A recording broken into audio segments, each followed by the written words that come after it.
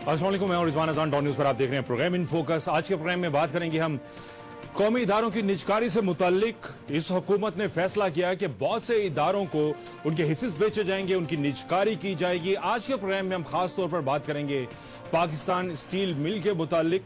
और आज से हम ये कहेंगे तकरीबन 5.5 साल पहले जब 2008 में नई हुकूमत आई, तो ये इदारा जो हम कह सकते हैं कि चंद एक इदारे होते हैं किसी भी मुल्क के जो कौमी शनाख्त बनते हैं, तो पाकिस्तान के भी कुछ ऐसे इदारे थे जो दुनिया भर में पाकिस्तान की शनाख्त है। जिस तरह से हमने पाकिस्तान एयरलाइन की भी बात की, स्टील मिल की भी माजी में जो बात करते रहे हम, 2008 तक प्रॉफिट में थी। आज तकरीबन 5.5 साल गुजरने के बाद हम ये देख रहे हैं कि ये इदारा 100 अरब के लगभग खसारे में पहुंच चुका है। इसमें हमें जो हम यूं कहें कि दो मुख्तलिफ किस्म की ओपिनियन मिलती हैं। कुछ लोग जो इस हक में हैं कि निजकारी होनी चाहिए, वो ये कहते हैं कि बहुत से इदारे जो हैं वहां पर करप्शन बहुत ज्यादा हुई और उनका इंफ्रास्ट्रक्चर भी अब हम यूं कहें कि बोसीदा और तबाह होने के करीब है, तो निजकारी बहुत जरूरी है। अब इसकी रिस्ट्रक्चरिंग की तरफ जो हुकूमत वक्त है वो नहीं सोच रही कि हुकूमत के जेर असर हुकूमती इदारा ही रहकर शायद इसको बहाल करना आसान नहीं होगा। जबकि जो दूसरे हल्के हैं वो ये कहते हैं कि एक तरफ तो बात करते हैं शफाफियत की कि कौमी इदारों की जब निजकारी हो तो उसमें शफाफियत नजर आनी चाहिए। दूसरी तरफ ये कहते हैं कुछ हसास नौयत के इदारे भी हैं, उनकी भी बात होती है कि स्ट्रेटेजिक एसेट्स जो हैं वो दुनिया भर में इस तरह से फरोख्त नहीं किए जाते जिस तरह से पाकिस्तान में बात हो रही है। और यहां पर यह भी बात होती है, चूंकि हुकूमती हल्के ये कहते हैं, जब रोजगार की बात करते हैं, पाकिस्तान में रोजगार भी बड़ा मसला है लोगों के लिए, तो बहुत से हल्के जो निजकारी के हिमायती हैं वो ये कहते हैं कि रोजगार देना हुकूमतों का काम नहीं होता। लेकिन दूसरी जानिब के लोग ये कहते हैं कि आखिर जब हम एक गरीब मुल्क की बात करते हैं, पाकिस्तान की बात करते हैं, तो हुकूमत के कुछ ना कुछ तो जिम्मेदारियां हैं और यहां पर रोजगार भी जो है एक बड़ा मसला है। इन्हीं मौजूआत पर बात करेंगे। मेहमानों का सबसे पहले तारुफ करा दूं, मोहम्मद जुबैर ज्वाइन करेंगे, निजकारी कमीशन के चेयरमैन हैं। मिर्जा मकसूद साहब स्टूडियो में तशरीफ फरमा है, voice of Pakistan steel officers के आपसे ताल्लुक और ऑफिसर्स को रिप्रेजेंट करेंगे, बहुत शुक्रिया। उनके साथ तशरीफ फरमा है अली नासिर साहब, इकोनॉमिस्ट हैं और मुल्क की इकॉनमी के साथ साथ अब निजकारी की बात, पिछले 5 सालों में हम ये कहें कि इदारे डूबे, हमने मुल्क की मईशत की भी बात की। अब ये हुकूमत जो है एक हम यूं कहें कि इदारों को बहरान से निकालने के लिए दूसरा रास्ता इख्तियार किया, तो उस पर भी इकॉनमिस्ट हमें खुश दिखाई नहीं देते। इस मौजू पर बात होगी। सैयद हमीदुल्लाह साहब जनरल सेक्रेटरी हैं पीपल्स वर्कर यूनियन के, आपका बहुत शुक्रिया। और मजदूरों का मसला हमेशा जब भी यहां पर हम देखते हैं कि KESC भी प्राइवेटाइज होने गया था और उसके बाद PTCL भी, उस वक्त तो हुकूमत सब्ज बाग दिखाती है लेकिन बाद में शायद लोगों को छोड़ दिया जाता है। सबसे पहले जुबैर साहब की जानिब जाते हैं। अस्सलाम वालेकुम जुबैर साहब। जी अस्सलाम वालेकुम। वालेकुम अस्सलाम, बहुत शुक्रिया आपने हमें ज्वाइन किया।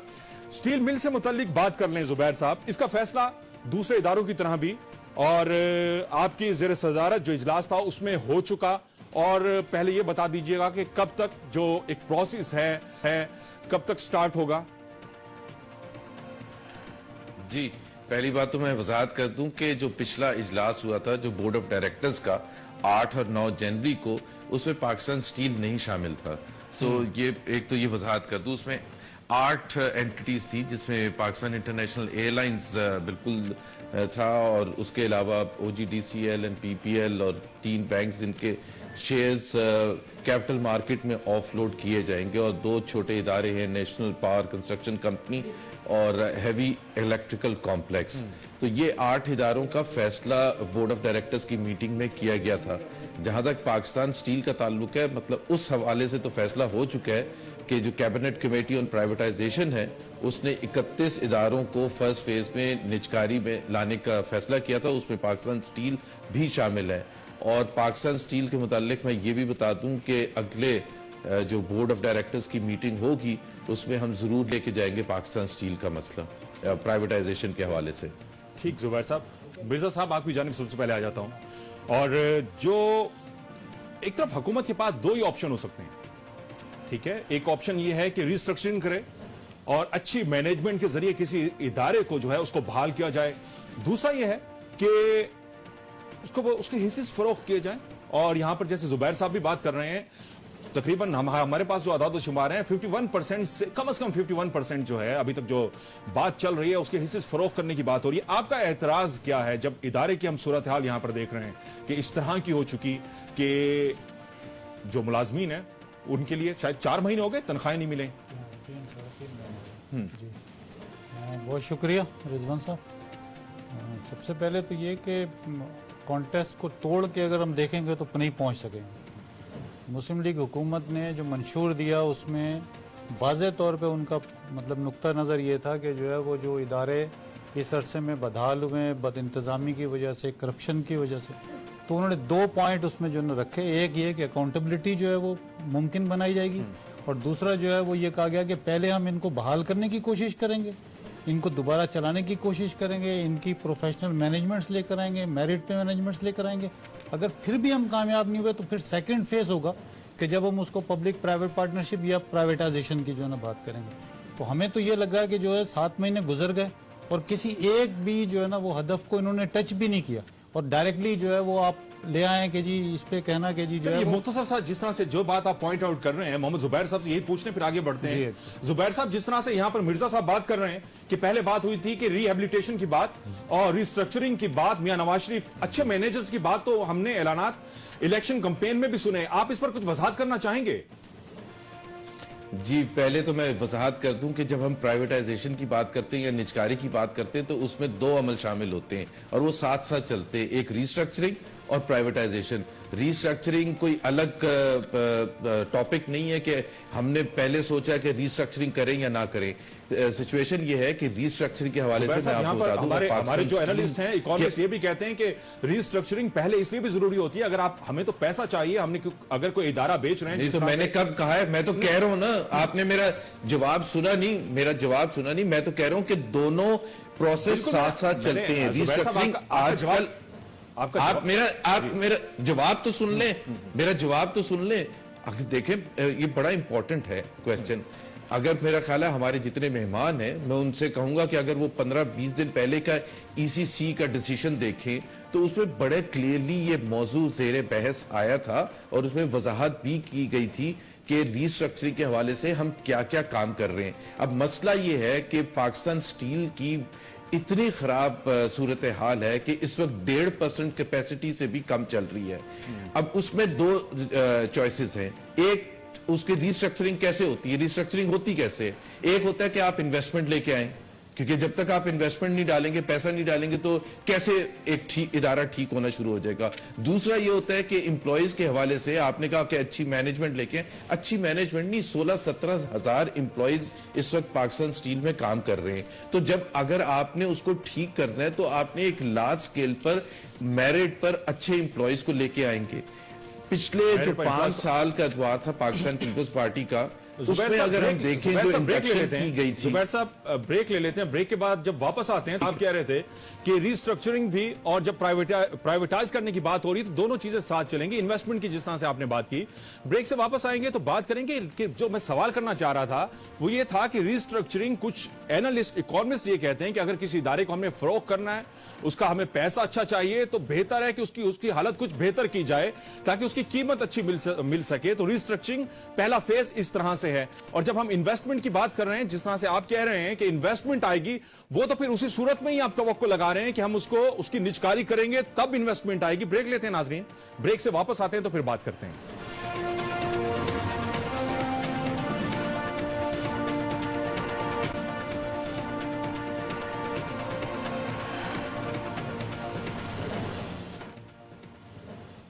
वेलकम बैक नाज़रीन, अली नासिर साहब आपकी जानिब। ब्रेक से पहले जिस तरह से जुबैर साहब से बात हो रही थी रिस्ट्रक्चरिंग की, इन्वेस्टमेंट की, और जो खाका उन्होंने पेश किया आप इत्तफाक करते हैं।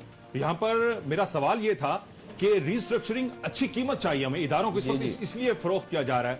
और जुबैर साहब ने भी कहा रिस्ट्रक्चरिंग और उस पर दूसरा जब हम निजकारी की बात कर रहे हैं, दोनों साथ साथ लेकर चलेंगे। जी, मैं इत्तफाक और इख्तिलाफ तो किसी से भी नहीं करता, मैं दोनों के मुफाद की बात नहीं करता। मैं तो एक बहुत ही मुश्किल सवाल पूछ लेता हूं। मैं कहता हूं कि आखिर स्टील मिल को कोई खरीदेगा क्यों और किस लिए खरीदेगा, इसमें है क्या? देखिए ना, सवाल ये पैदा होता है, अभी ऑफिसर एसोसिएशन वाले भी बैठे हुए हैं, सीवीए वाले भी बैठे हैं। मैं आपको कितने दस्तावेजात दिखा दूं जो कि इन्हीं के इंजीनियरों के लिखे हुए हैं, जिसमें ये लिखा हुआ ये फैक्ट्रियां ये मिल जो है ये बोसीदा हो चुकी है, इसके अंदर जितनी शॉप्स हैं वो पुरानी हो चुकी हैं। एक प्रेजेंटेशन इनकी ILO के पास भी गई है, बहुत साल पहले की बात है, कि पब्लिक सेफ्टी भी पूरी नहीं है, यानी ह्यूमन रिसोर्स सेफ्टी भी नहीं है, इन मशीनों को अपग्रेड किया जाए। भला कोई इस टेक्नोलॉजी को क्यों यूज करेगा जो कि रशिया भी जो है वो ऑब्सोलीट करार दे चुका है, इसे ऑब्सोलेंस कहते हैं। इन मशीनों के बारे में आज ऑब्सोलीट नहीं, इन मशीनों के बारे में 96-98 में ये बात की गई थी कि पाकिस्तान स्टील मिल ऑब्सोलीट हो चुकी है, अब इसको लेटेस्ट टेक्नोलॉजी की जरूरत है।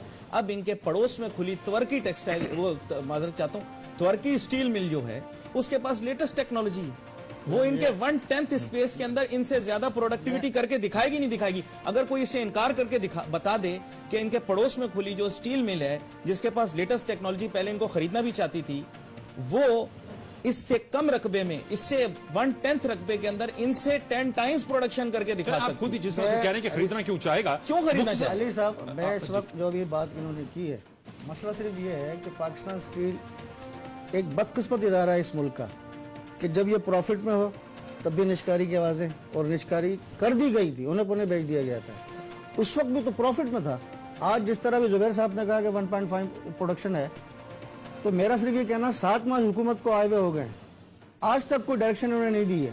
बोर्ड की डायरेक्शन एक तरफ है, मिनिस्ट्री प्रोडक्शन की डायरेक्शन एक तरफ है, मिनिस्ट्री फाइनेंस की डायरेक्शन एक तरफ है।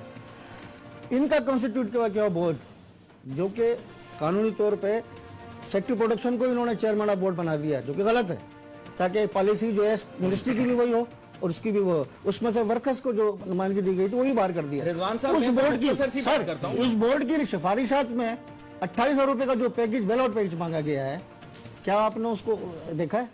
उस बिजनेस प्लान को तो आपने एक तरफ करके सिर्फ 15-45 दिन की तनख्वाह की बात की है।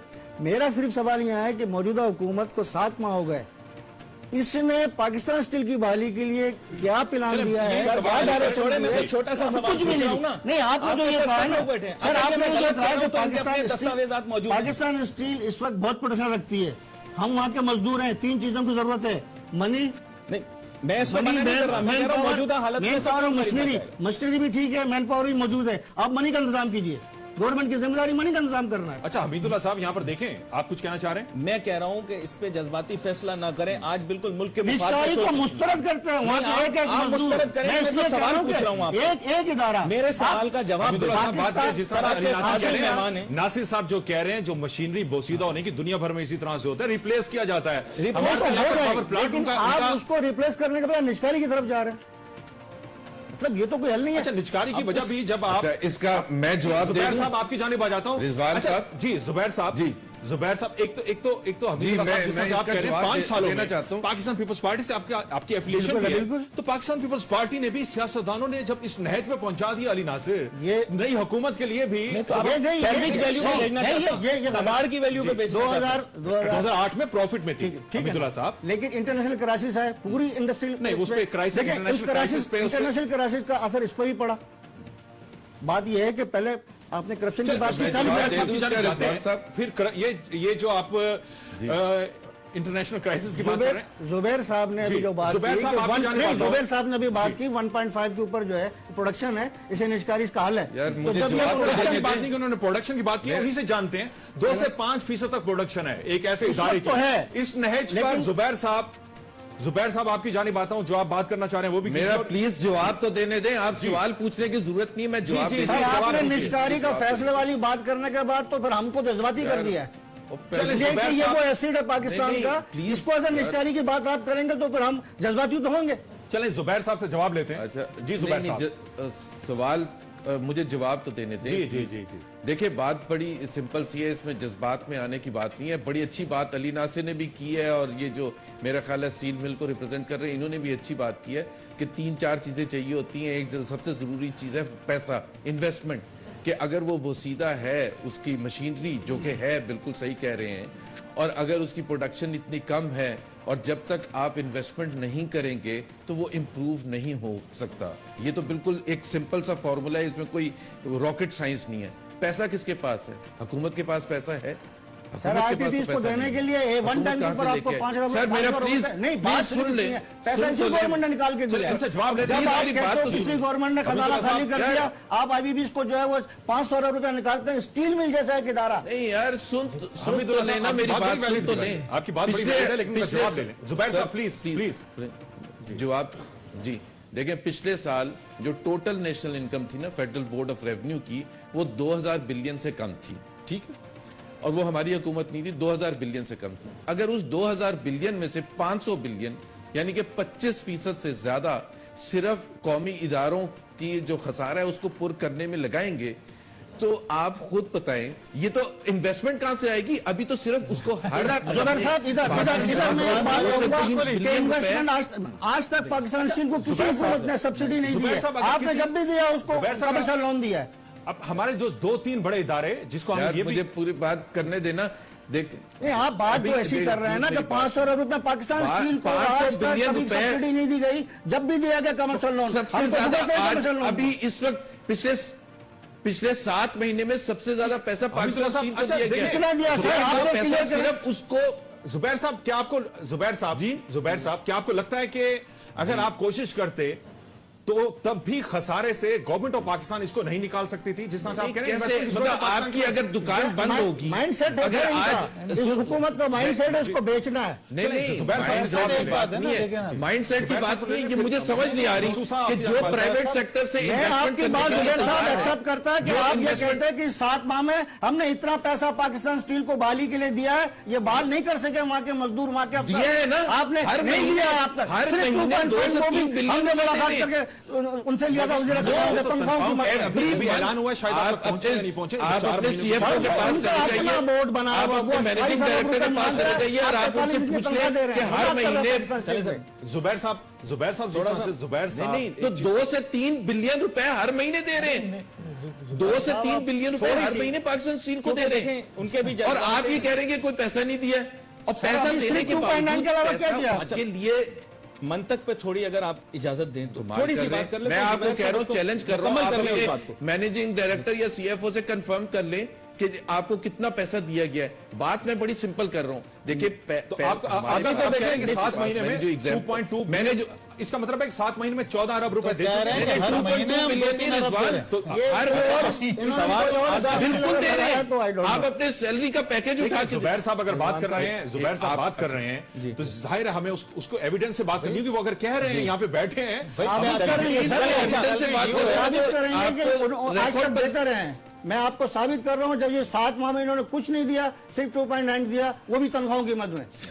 इदारे सर, की कितना बहाली के बता? लिए आज तक कुछ नहीं 2.9 दिया। बिलियन। अच्छा सुने, आपकी अभी तक सैलरी बिल महीने का कितना होता है आपको पता है? जी मंथली सैलरी बिल, आपके रॉ मटेरियल वर्किंग कैपिटल के लिए आपको कितना चाहिए होता है? सिर्फ सब sustain बिजनेस करने प्लान के में लिए मौजूद है, आपको जो 2 से आईसीसी 3 के बिलियन। इजलास में रखा गया, यकसर साइड में कर दिया गया। चलिए, अली नाज़िर सिर्फ साहब, जमाओ को आ गया। साहब, आपकी मंतक जानिब पास छोटी सी आपने- बात करते अच्छा जो आपकी हुकूमत के बोर्ड में बनाया है, मैं अली नाज़िर बिजनेस साहब, प्लान ब्रेक आप ले उसको लेते मुस्तरद हैं, कर रहे हैं। ब्रेक ले लेते हैं, ब्रेक से वापस आते हैं। जुबैर साहब भी हम यूं कहें कि ये कह रहे हैं कि अब बात, और यहां पर चूंकि अब यहां से भी जज्बात भड़क उठे, अगरचे हल जो है हम ये देखें कि खसारा भी बहुत, अली नासिर साहब, गवर्नमेंट बहुत सी जगहों के ऊपर हम जाहिर है तनकीद का निशाना बहुत ज्यादा, तनकीद का निशाना बहुत ज्यादा बना रहे हैं। जी मकसूद नहीं, साहब, रिजवान साहब, बात ये है कि जब पिछले सारे मामलात पे मिट्टी डाल के जो ना आप आगे जाएंगे तो कोई चीज बेहतर नहीं रहेगी। ब्रेक से वापस आते हैं तो वो जो कैसे जो- बेहतर ठीक होगा है, फिर? ब्रेक लेते हैं, वहाँ नाज़िर, ब्रेक से वापस आते हैं तो फिर बात करते हैं।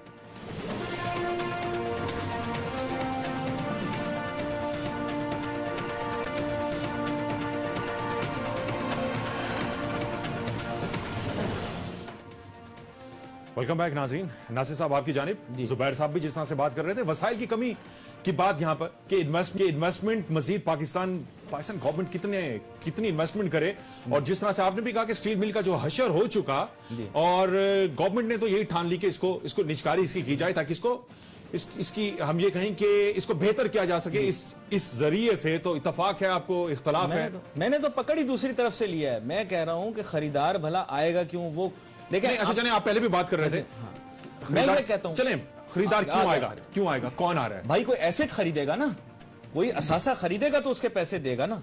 अब हमारे यहाँ टोटल वैल्यूएशन जो कदर हो रही है वो जमीन की हो रही है।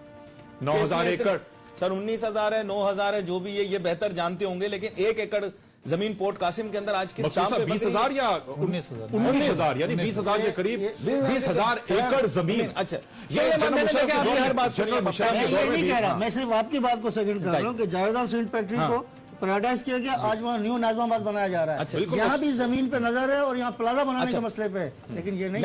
मैं कोई और जाविये से बात करता हूँ। बात ये है कि आखिर अगर कोई खरीदेगा तो क्या वो मोनोपोलिस्टिक कंट्रोल चाहता है पाकिस्तान के अंदर लोहे की इंडस्ट्री पे? लेकिन आपने एक स्ट्रेटेजिक असासे की बात की थी, प्रोग्राम से पहले भी हम बात कर रहे थे। What is he looking for? वो देख क्या रहा है? यहां पर आएगा, उसको लेबर मिलेगी, ये रोज दिहाड़े जो है हड़तालें करेंगे, चौक फवारों के ऊपर बैठेंगे, इनके साथ सियासतदान बैठेंगे, सड़कें बंद करेंगे, कंपनी की मैनेजमेंट को पीटेंगे जैसे पहले करते रहे हैं, तो कौन लेना चाहेगा? रिजवान आजान साहब, बड़ा मुश्किल सवाल है। बता ही दें, आप बार बार कह रहे हैं कि कौन लेना चाहेगा। सर देखिए खाली घर में उसके अंदर कहते हैं माजी के झरोकों में देख लें, थोड़ा सा देख लें, पहले एक दफा पहले भी हुई थी ना, ये भी it became a very messy affair. ये भी हस्बे मंशा बिक जाएगी। नहीं चले जुबैर साहब ये जाने से पहले जी जरा सी गुजारिश आपसे ये पूछना चाहूंगा, आखिर कोई लेना क्यों चाह रहा है?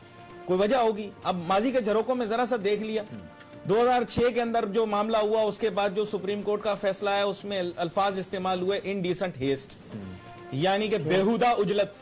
उर्दू में आपको ट्रांसलेशन कर दी, हो सकता है मैंने गलत कहा हो। आई डोंट से कि अभी ये कर रहे होंगे, मैं ही नहीं कह रहा कि प्राइवेटाइजेशन गलत है या जो ये कह रहे हैं वो गलत या सही है। मैं तो आपके उस पॉइंट को पकड़ रहा हूं भाई कि अगर ये वाकई में हसास असासा है मुल्क का, तो देन व्हाई डज। अच्छा, पिछली दफा जब जनरल मुशर्रफ के दौर में गए, कुछ जब बैरूनी ममालिक से ताने बाने जो मिलते थे, खुलकर बात करें, हाँ, तो उसमें थे, उसमें कुछ सच्चाई थी, क्योंकि उन चीजों का ख्याल रखा होगा हमें। आप चाहें तो पता कर लें, जो रूसी कंपनी थी उसको खरीदना कौन चाह रहा था। देखें, आपके रीजन के अंदर सबसे बड़े मेटल के प्लेयर्स मौजूद हैं। अब मेटल्स की बात कर रहे हैं, जी जी, तो खुलकर बात करें। सिर्फ मेटल नहीं, मकसूद साहब और भी बहुत मकसूद हैं। साहब इस पहले ये बताइए, मकसूद साहब और हैं तो उनके भी नाम ले लीजिए। और भी बहुत हैं, ठीक है, हिंदुस्तान में बहुत, लेकिन आई एम नॉट सेइंग कि वो इसमें इंटरेस्ट ले रहे हैं। इस नतीजे पे जो पहुंची, इस नतीजे पे पहुंची, इसके जो जिम्मेदार हैं उनके खिलाफ तो कोई, शायद नवाज शरीफ साहब के भी पर जलते हैं और चौधरी निसार साहब के भी पर जलते हैं, वरना शायद जो रजिस्टर्ड केसेस हैं, खुद जो है वो नवाज शरीफ साहब ने अपने एमपीएस से हलफ लिया, एमएनए से, जो कैंडिडेट से, कि सुप्रीम कोर्ट के तमाम फैसलों पे अमल होगा, ईमानदारी से काम करेंगे। तो कब जो है सुप्रीम कोर्ट का फैसला था स्टील मिल की करप्शन पे, किसने किया? 5 सालों में 5 सालों में 2 अरब के मकसूद साहब से बात कर लें, क्योंकि मकसूद साहब से पहले बात हुई। सुप्रीम कोर्ट ने लिया, सुने 2009 से फॉरेंसिक ने की। चलिए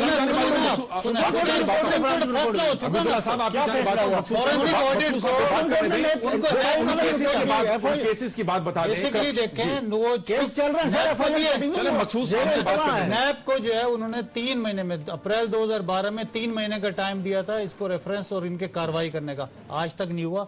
चौधरी निसार साहब ने भी अभी तक कोई नोटिस नहीं दिया। एक बात ये कि कोई भी इदारा हो, मतलब पाकिस्तान स्टील हो, उसमें तमाम खराबियां हम जो है वो काउंट करते रहे, लेकिन जो इसका अल्टीमेटली जो है खुमियाजा किसको भुगतना पड़ेगा? वो वहां के मुलाजमीन को भुगतना पड़ेगा, वहां के जो है वो ऑफिसर्स को भुगतना पड़ेगा, वर्कर्स को भुगतना पड़ेगा। और 5,000 अगर जो है वो 4,500 अफसर है, तो सारे मैनेजर कैडर तो नहीं है, एक्चुअल वो ऑफिसर्स तो हैं, लेकिन वर्किंग कैडर है वो वहां का। तो अगर उनको भुगतना पड़ेगा तो उनको तो तकलीफ होगी। अगर जो है वो गवर्नमेंट जो है वो 16 जनवरी को फैसला हुआ कि 45 दिन की तनख्वाह देंगे, और आज जो है वो 26 जनवरी है, अगर 10 दिन में वो ये काम नहीं कर सके तो हम ये कैसे समझ लें कि ये स्टील मिल के मामले में संजीदा है?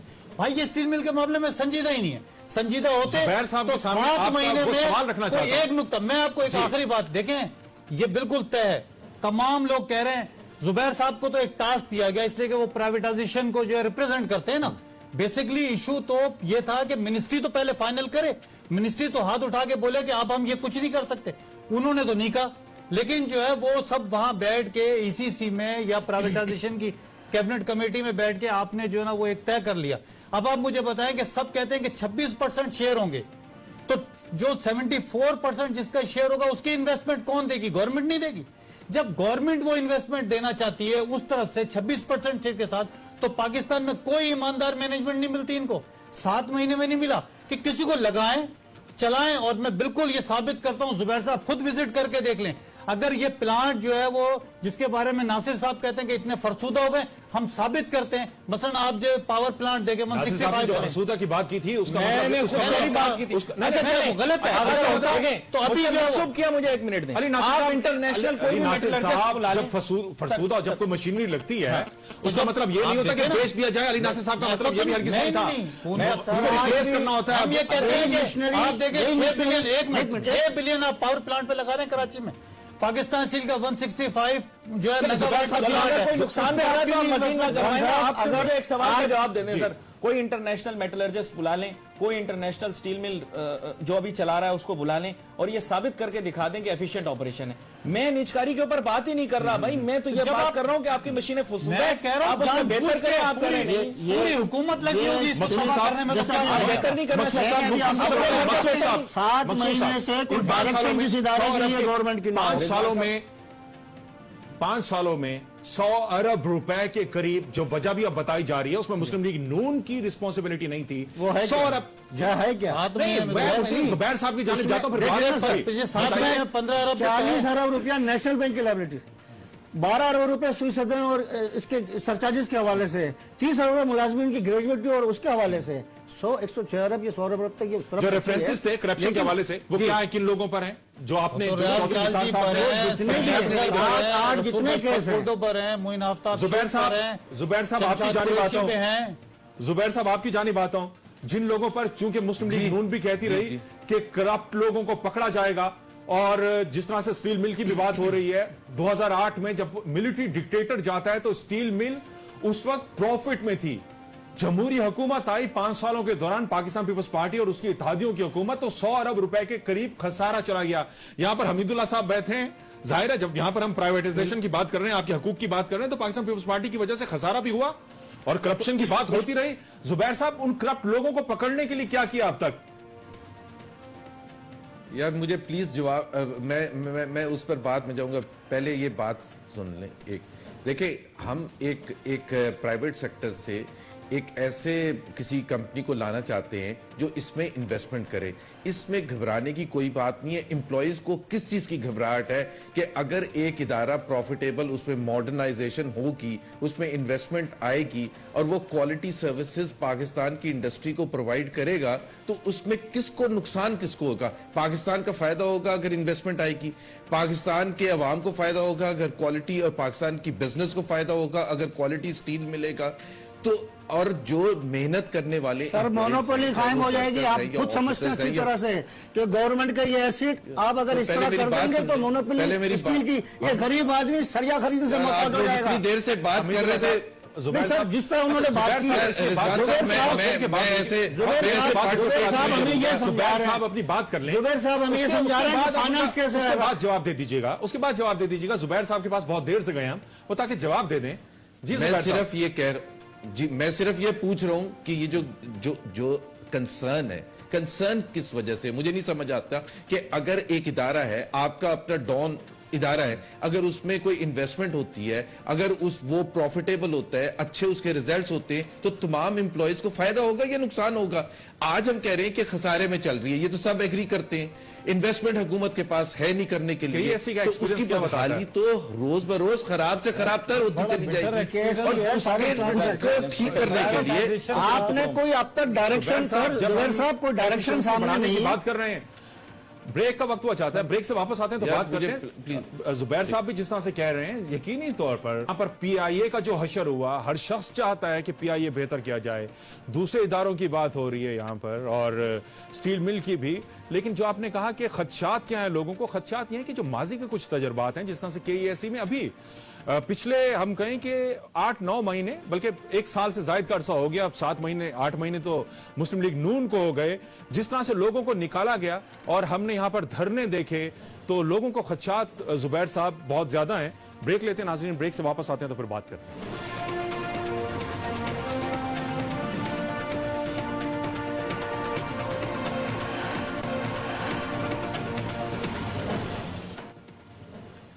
वेलकम बैक नाज़रीन। हमीदुल्लाह साहब, आपकी जानिब आ जाता हूं। आखिरी सेगमेंट है। अब हमें यह बताइए कि गवर्नमेंट तो चले, जो चीजें थी, जो इश्यूज थे, हमने डिस्कस भी किए कुछ। अब पैदावार जो है इस वक्त 1.5%, हमारे पास जो है वो 2 से 5% फ्लैक्चुएट करती होगी।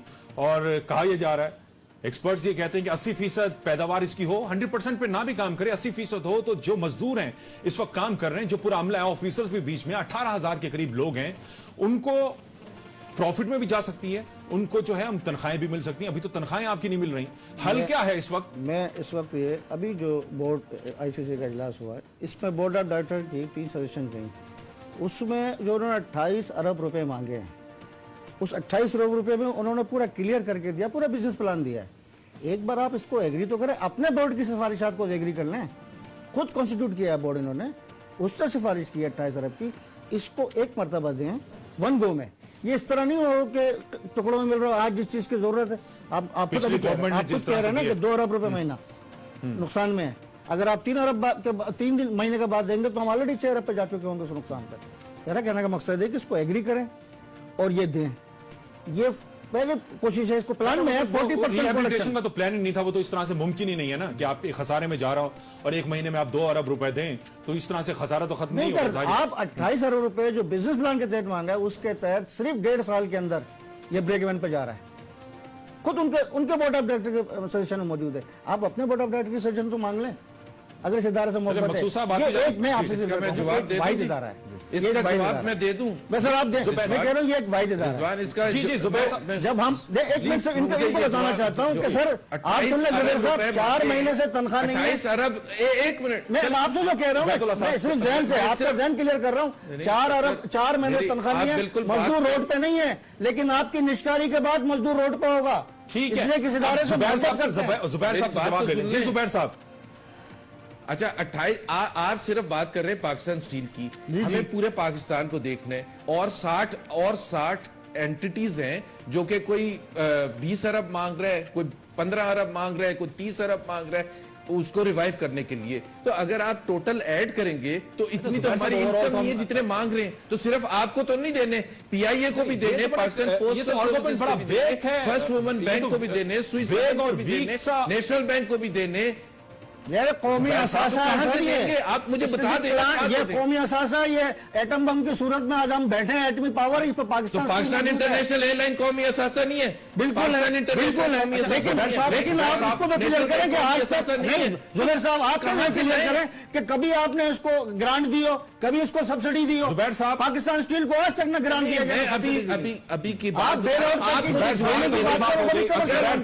जिस तरह से कहा खसारे की जो बात की आपने कि मुख्तलिफ इदारे हैं, जिस तरह से गवर्नमेंट जरा 500 अरब रुपए पहले दे रहे हैं, रुपए आप कह ऊपर रहे से हैं आप 500 अरब रुपए से और में खसारा होता है। 400 अरब रुपए ये दो मुख्तलिफ पॉइंट ऑफ व्यू गवर्नमेंट की जानिब से इस तरह से है। एक तरफ यह कहा जाता है कि इदारे चलाना सरकार की जिम्मेदारी नहीं है। यहां पर आपसे जब बात हो रही है तो मुसलसल ये तासुर मिल रहा है कि सिर्फ खसारे की वजह से कि खसारे पर काबू नहीं पाया जा सकता। नहीं आपसे बात हो रही है, तासुर ले रहा है। और 500 अरब रुपए मुख्तलिफ इदारों का पाकिस्तान रेलवे को प्राइवेटाइज करेंगे, ये बता दीजिए। पाकिस्तान रेलवे करेंगे, खसारे में 100 अरब के करीब खसारा उसका भी। पहले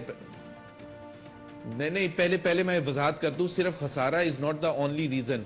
पहले सबसे बड़ा रीजन ये है कि हुकूमत के पास ना तजर्बा है, ना एक्सपर्टीज है, ना पैसा है इन इदारों को चलाने के लिए, जिनका काम है। सारी दुनिया में तजर्बा पाकिस्तान के अलग एक साहब पीआईए को चलाने के लिए 60s और 70s में तजर्बा था। अब तो हमने जाके एमिरेट्स और दुनिया भर के उसका जवाब भी मैं दे देता हूं।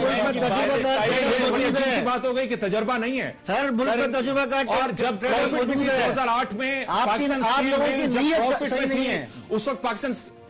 ये देखें, मैं आपको एक चीज बताऊं। एक सेकंड, इसी बात पर आ जाइए, वक्त बड़ा मुख्तसर है। जो तजर्बे की बात की, 2008 से पहले तो प्रॉफिट में थी, करप्शन तो बहुत अरसे से हो रही है, उसके बावजूद प्रॉफिट में थी, उस वक्त तजर्बा था।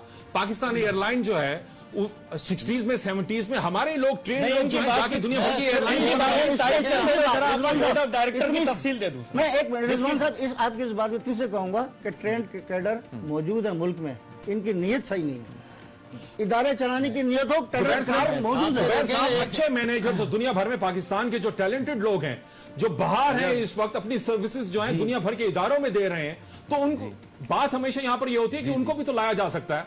अच्छा, मुझे इजाजत दीजिएगा थोड़ा सा, मैं जुबैर बिल्कुल लाया जा सकता है। दिफा में एक बात मैं आपको दिफा में बात कर रहे हैं। जुबैर साहब के दिफा में एक बात मैं ये बता दूं, क्योंकि यहाँ पर जुबैर साहब के ऊपर जो है ना वो चलिए, जुबैर साहब की के दिफा में बात करना ये- चाह रहा जी। हूँ।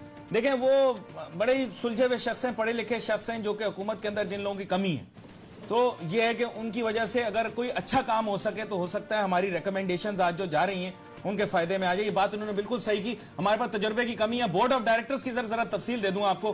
पाकिस्तान स्टील के secretary ministry of industries and production chairman है sir, secretary ministry of privatization director हैं, एडिशनल सेक्रेटरी फाइनेंस डिवीजन जो है ये भी डायरेक्टर हैं। एक्सपर्टीज सर एक्सपर्टीज की बात कर रहा हूं। इसके अंदर सर ऐसे लोग मौजूद हैं जिनका ताल्लुक इंजीनियरिंग से नहीं है। सिर्फ एक साहब हैं जिनका पाकिस्तान स्टील से राब्ता रहा है, आगा साहब से मैंने वेरीफाई किया है, लेकिन उनका ताल्लुक मेटलर्जी से नहीं है। सर प्राइवेटाइजेशन तो दूर की बात, फंक्शनिंग दूर की बात, ऐसे बोर्ड के साथ तो आप कोई स्टेप भी नहीं ले सकते।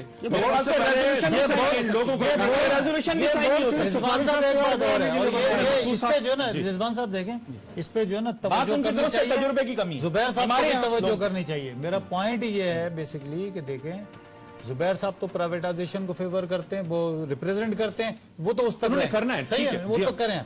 लेकिन मेरा कहना है कि अभी 2 दिन पहले जो है वो गुलाम मुर्तज़ा जतोई साहब ने, जो मिनिस्टर हैं सनत और पैदावार के, उन्होंने जो है ना वो कहा, ईसीसी के मीटिंग में जो कोल्ड हुआ, उन्होंने वहां कहा कि अगर पाकिस्तान स्टील को आप जो है वो प्राइवेटाइज करते हैं या बंद करते हैं तो इससे जो है वो 60 बिलियन का जो है ना वो गवर्नमेंट को जो है ना वो लेना पड़ेगा, और चलाते हैं तो 30 बिलियन। बिल्कुल खत्म हो सर ये गया। लोग सवाल का जवाब नहीं देते। आप इसमें देखें ना, सवाल का जवाब नहीं देते। ये इन लोगों से चले गए। सिर्फ जो है इस बात के ऊपर जो आपने पूछा प्लान खत्म हो गया। नहीं, नहीं, हुकूमत आने के बाद जब हम चेयरमैन सी भी है हमारे शमशाद कुरैशी साहब की क़यादत में वफद ने वज़ीर ख़ज़ाना इस्लामाबाद में मुलाकात की थी, वहां हमने खुद एक प्लान दिया था कि इससे पाकिस्तान स्टील चल सके। उसको दिए हुए भी 4 महीने हो गए।